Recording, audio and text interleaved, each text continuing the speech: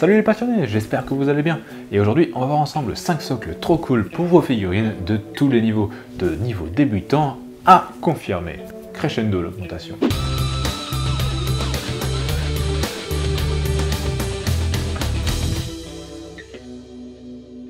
Alors on a déjà vu dans cette vidéo que le socle est très important, qu'il incruste la figurine dans un décor, dans un contexte, dans un univers.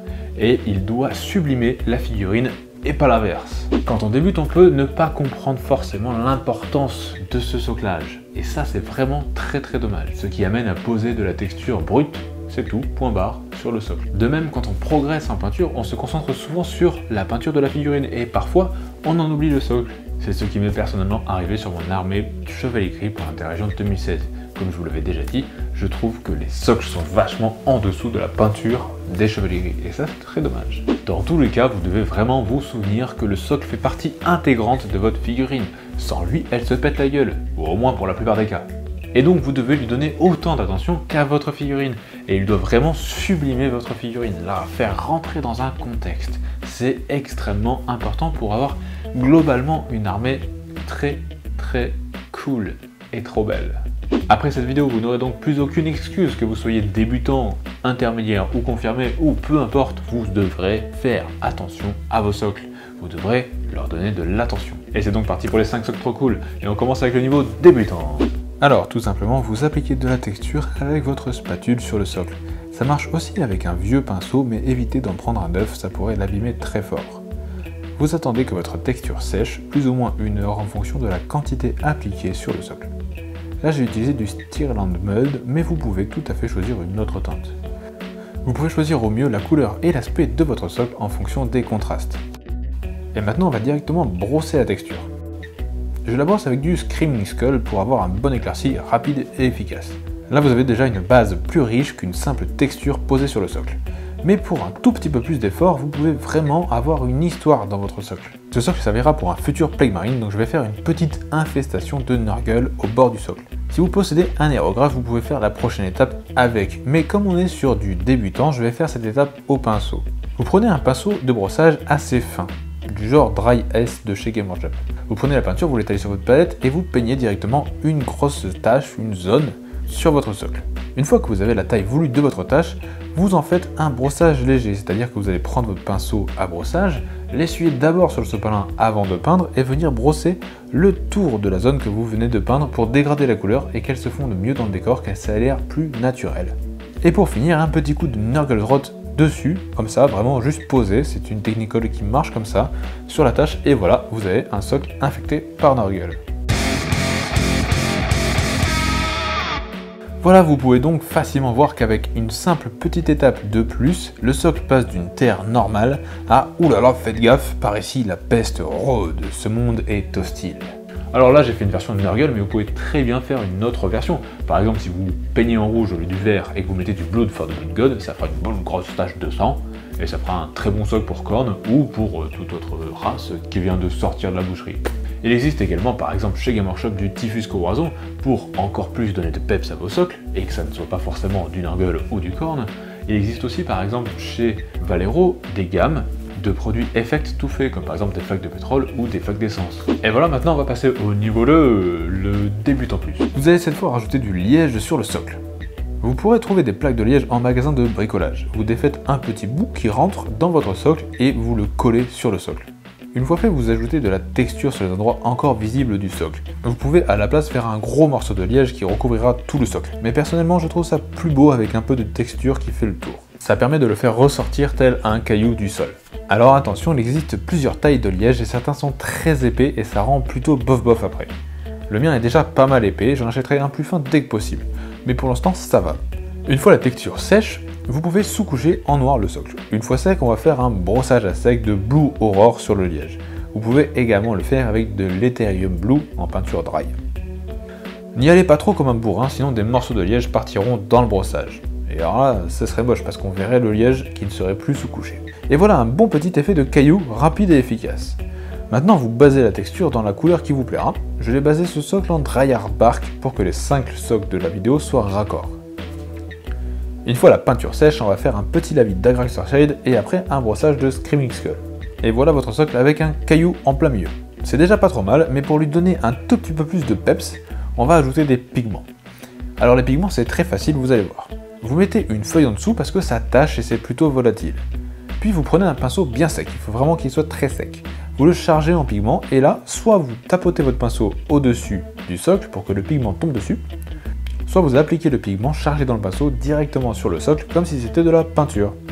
Et après, il faut absolument vernir, que ce soit à la bombe ou à l'aérographe, sinon le pigment s'envole puisque, comme je l'ai dit, c'est très volatile. Et voilà. Un petit socle légèrement plus travaillé que le niveau précédent, mais très loin d'être insurmontable. En plus, le liège surélève la figurine du socle, et ça, tout de suite, ça donne un bon effet et ça rend bien. Ça fera un très bon socle pour vos personnages si toute votre armée est soclée comme le niveau précédent. Ce socle-là fera que votre personnage se démarquera du reste. Et voilà, maintenant on va augmenter encore un peu plus le niveau et passer au niveau 3 avec le socle intermédiaire. C'est globalement la même chose que le niveau précédent, mais avec plus d'accessoires. Ce n'est pas beaucoup plus compliqué pour autant, c'est vraiment accessible encore. Alors vous faites comme le niveau précédent, mais cette fois le liège sera coupé en deux parties.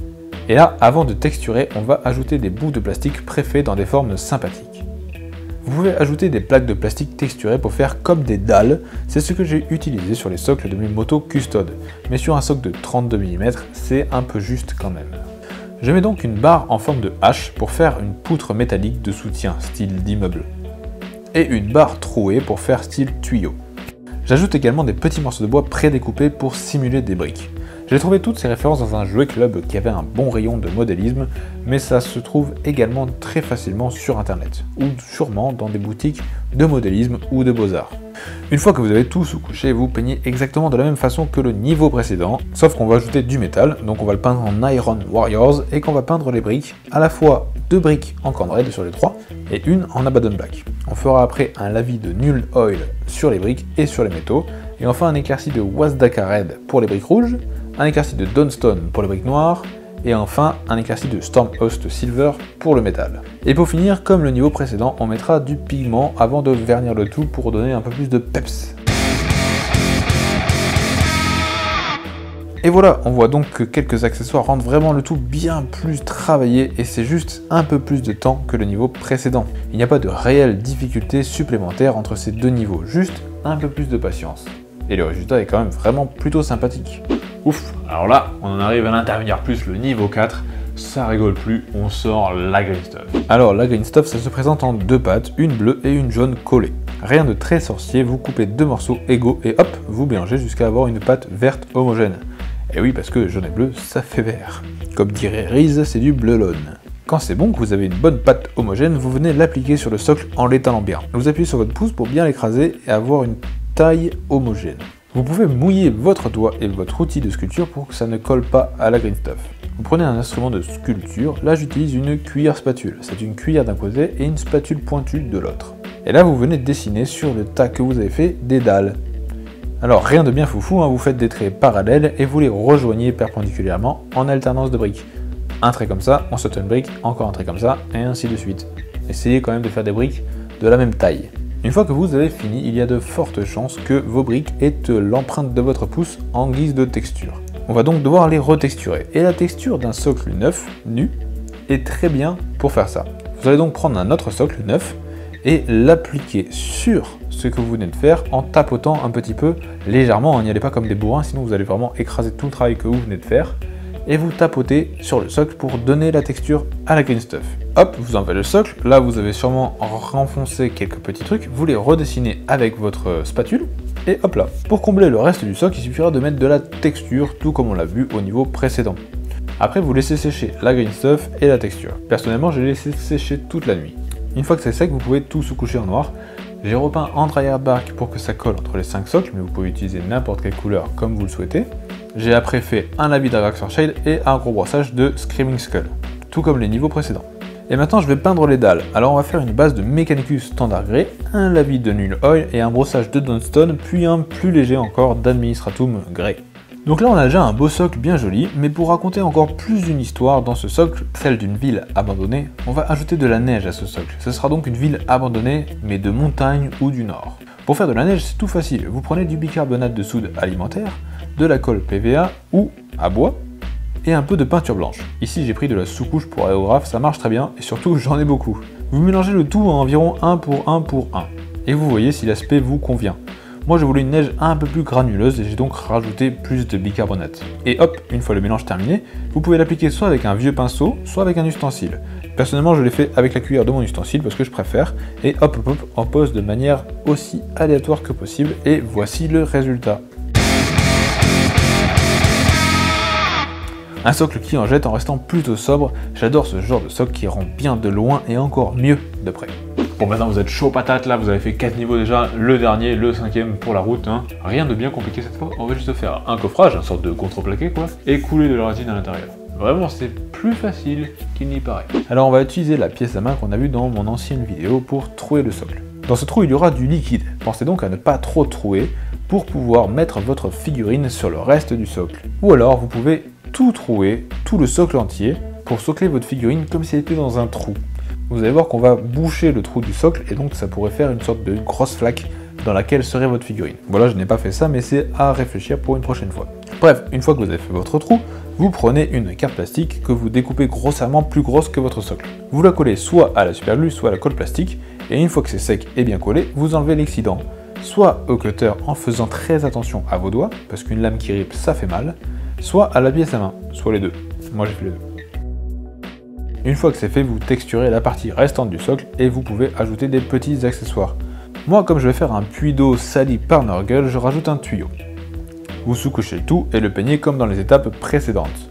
Une fois que vous avez fait ça, vous pouvez peindre le fond du trou d'une couleur si vous voulez que ça ressorte après. Moi je l'ai peint en mood green, puisque ça sera plutôt vert. Si par exemple vous avez fait une flaque d'eau bleue, vous pouvez très bien le peindre en bleu. On en arrive à la résine après avoir collé le tuyau. C'est de la résine cristal de la marque Cléopâtre. Donc si vous suivez les instructions de mélange, ici c'est du 2 pour 1. Donc on mesure dans des petits gobelets avant de faire le mélange.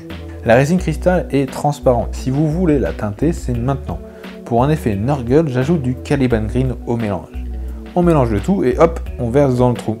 Alors attention, c'est visqueux, donc versez en plusieurs fois et n'hésitez pas à secouer le socle pour bien étaler la résine à l'intérieur et ne pas emprisonner une grosse bulle d'air à l'intérieur qui ressortirait après et ferait un gros trou.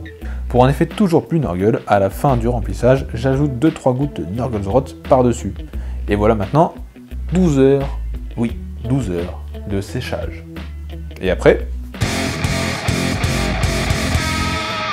et voilà mon socle résine. Le truc bien avec ça, même si ça consomme pas mal de résine vu que ça remplit tout le socle, c'est que ça fera un super contrepoids pour les figurines qui tombent souvent, comme par exemple les Spectre Necron ou d'autres.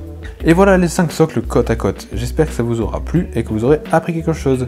Si vous voulez voir la vidéo une semaine en avance, vous pouvez me soutenir sur Patreon, le lien est en description. Et voilà pour les socles, j'espère que ça vous aura plu.